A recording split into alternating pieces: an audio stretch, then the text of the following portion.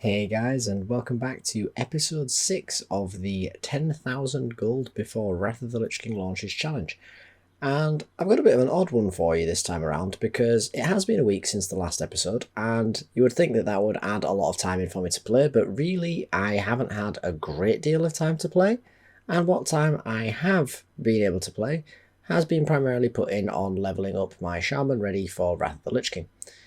That being said, we have actually made an awful lot of gold this time around, so quite interesting to see how we're going to go about doing that. So let's dive in with what we've actually got on with this time around. So, like I alluded to, first thing that we did was some leveling on our Shaman. As you can see here, we did a couple of dungeon runs. This one was a 4-man run of Maradon, as well as just some conventional questing out in the world, and that's made us a bit of gold along the way, to be honest with you, because we have made quite a fortune off of simply gathering things up from low level places and selling them. Not strictly a gold farm, but it's certainly worth mentioning for the amount of gold that we've made off of it. Next up, with a relatively big thing that's changed since our last episode, was of course the release of Sunwell Plateau, Magister's Terrace and the Isle of Keldanas. Now, I'll be honest with you, I've not done as much time here as a lot of people were probably expecting that I would have done. The daily quests themselves are a really good gold maker in terms of the ease and frequency of which you can casually make gold very easily on these quests. However, it's not a way of making gold that I particularly enjoy. It doesn't help me with any of my secondary goals, so it's not something that I've really been prioritising. Plus, like I'm sure a lot of you are aware, if you were playing right at the start when these things came about, actually going and doing those quests was kind of hellish for the sheer amount of people that were there doing them. Being a rogue, I didn't have a particularly difficult time being able to steal mobs from other people or do all sorts of underhand tactics that made me feel very rogue-like, as I'm sure I'll probably be showing you on screen. But it wasn't as great for gold per minute as I would have liked, given the distinct lack of potential for killing mobs comparative to how many I would like to kill in any given time frame due to the amount of people that were there. One ever present and always going to make a great deal amount of gold during this challenge is always going to be our alchemy crafts. I don't often show a great much of this because obviously he wants to stand there watching my character shake his hands around for a long period of time. But we did have a great deal of luck, so I thought I'd show you up on screen now just how good we got on with our procs and also how good we got with our sales, because when it gets to the end, if I hadn't shown you the crafting, it could look very confusing when we're seeing where our gold came from. Then finally, we cracked on with a little bit more of our levelling on our Shaman. Like we said, we made quite a bit of gold on our Shaman just from doing our questing and our dungeons along the way while we tried to get up into a level bracket where we can actually use our Shaman purely for the gold making in this challenge. And I think we're getting close there. I think we're going to start making quite a bit more gold with our Shaman just the moment we hit Outland, because obviously just the scaling of the gold increases dramatically.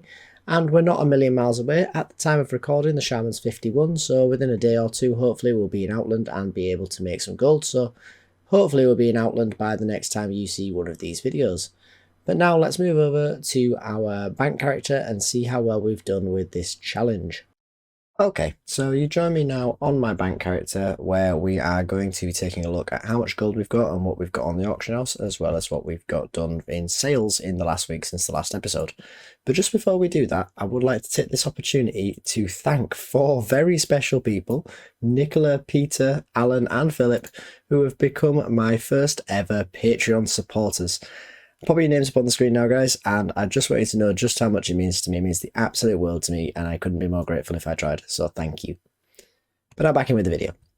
So, taking a look at our current standing for our gold, we have 6,782 gold on our character in absolute raw gold, well, on our account in raw gold, which is absolutely fantastic and a great step up over our last episode. And we have also got 836 gold up on the auction house, coming in at about 7,300, 7,400. The accurate figures will be up on the screen for you guys as to how much that comes to in total value. But if we take a quick look at what we've got up making that value on the auction house, we have some Fell Strength Elixirs, which was one of our slightly less common crafts from our alchemy that's been really carrying us so far through this challenge. We've still got our Arcane Tomes not selling for a great deal, or not really selling at all anymore, unfortunately. We're still throwing up our Zap Throttle Mote Extractor, which we don't really expect to sell in all honesty, but we're going to keep it there in case we get lucky at some point.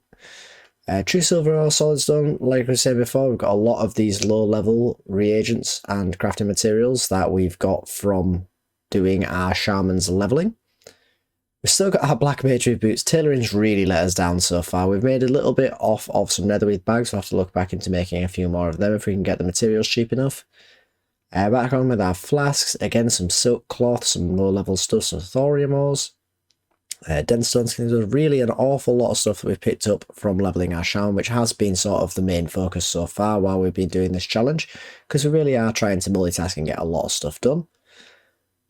Flasks of fortification, man thistles, ancient lichen, essentially all the stuff we had left over when crafting our flasks and elixirs, as well as all the regular ones that you'll see in there. We have got a lot of these elixir of the mongoose as well, which we were crafting because we had a really good profit margin at the time when we crafted them. We have had a bit of a drop in terms of the price of them recently though, but the great thing about these is they act as a backup for the fact that we can always use them for helping with level our shaman as well. So if we can't sell them or the profit margin drops just too low, we always have a backup option. But now, most importantly, let's take a look at where our sales have come from. In the last week, we'll have a look at, because of the fact that that's roughly how long it's been since our last episode. So just before we do, let's take a quick look at our graph here on how our gold has come across, where about a week ago was about here. So just over that 6,000 gold mark, we did actually get to a point up here, look, where we peaked at 7,102 gold just yesterday, before we reinvested a little bit back towards making a few more crafts. Moving over into our ledger, we have this set up. Oh, it's already set up for us. Fantastic. If we go down to the bottom, we'll go back to what we got at the start of the week. Our first sales, unsurprisingly, came in the form of our low-level items that we got from our leveling.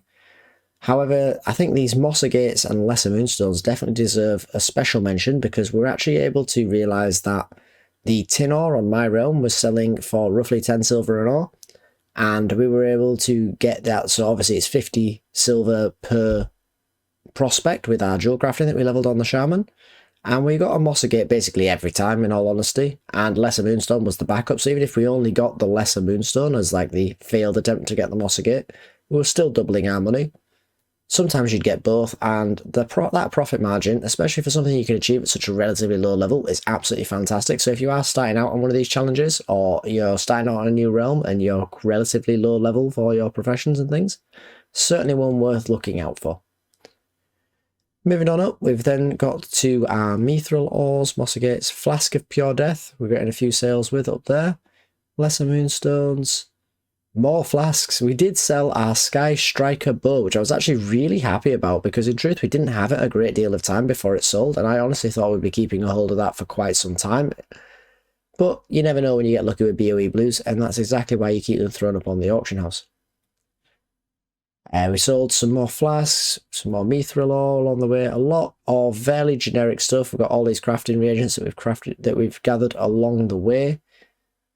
Flask of Mojo, which was one that we picked up while we were doing our leveling in Stranglethorn. Not bad at all. That 1 gold to 48 silver per item for something we just picked up randomly from mobs while we were leveling.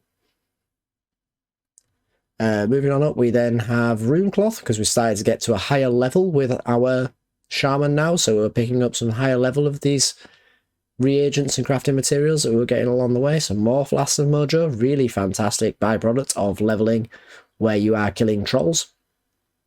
Not actually too sure if I got these from Stranglethorn Vale or if they will have been from in the hinterlands. Either way, truly fantastic pickup. Moving on up, as you can see, most of this is going to come from unnecessary reagents that we didn't need, or from the flasks that we were crafting with. We do head up a little bit further. We do have our Thundercaller's gauntlets that sold at 31 gold as well. You may recall that we picked those up when doing a Mana Tombs run. Then moving on up, we got our Blazing Emblem sold as well. A lot of low-level BOE blues are selling for us, so I might have to keep an eye out for hopefully getting a few more of those while we finish off leveling our shaman. But yeah, they're selling really well. That one we picked up from a treasure chest down in Stranglethorn Vale. Not too bad at all. Moss agates here. Like I was saying before, we were selling these ones at 5 gold a time. and we were getting roughly 1 every 2 prospects. So every gold that we spent, we got 5 gold back, which was something that you could do with prospecting. I think it's about 75 jewel crafting you need to be able to prospect tin ore. That is absolutely insane percentage profit-wise, as long as there's enough tin ore on your server to be able to make it worthwhile. I did kind of cripple my tin ore market on my realm by basically purchasing everything. Tin ore's then reset up to about 25 silver now per item. Still potentially doubling my money all of the time when I'm doing that prospecting, but I've decided to leave it alone for now. The price of the mossy gates has come down, and I'd rather let the tin ore reduce in value over time. So some Adept elixirs in there as well for our slightly more obscure alchemy crafts. A lot of elixirs here. So we did finally sell our spider silk boots, which is fantastic because I was getting sick of seeing them. We did only, however, get the 10 gold, so our profit margin wasn't fantastic. We made about 3-4 gold on those. And for the amount of effort it took to sell them, not one that I think I'm going to continue with, in all honesty. Moving on up, some more Green Hills of Stranglethorn, Flasks of Pure Death, a lot of the same old, same old. Moving on up, we've then sold, as we can see here, some of our Dranic Wisdom and Mongoose. They really were fantastic sellers for us. They're not hard to shift, you just got to make sure that you're buying the materials when they are cheap, because prices for most of these things do fluctuate quite wildly. True Silver Bars and Thorium Bars sold in great abundance. So these were actually ones that we'd purchased the ores off, if I'm honest, which is one of our investments that we made yesterday. Leveling up our mining on our Shaman to catch it back up. Bought an absolute mountain of ores, smelted it all down into the bars, sold the bars, only made a slight loss but gained about 100 skill points in mining, so that wasn't too bad at all. And then finish it off with a Star Ruby here. Yeah, so that was pretty great. If we look, we sold 1,075 items in a week, which is not too bad at all, for a total of 3,500 gold. Obviously, that is not pure profit, that is just income. We did invest a great deal as well in terms of the cost of the materials for all these flasks, but I do believe that we've made quite a healthy profit this time around. But that's about it for this episode, guys. I do hope you all enjoyed it. If you did, please do consider liking the episode and coming back for the next one. And once again, another big thanks to my Patreon supporters. But for now, guys, thanks for watching, and I hope to see you in the next one. Later.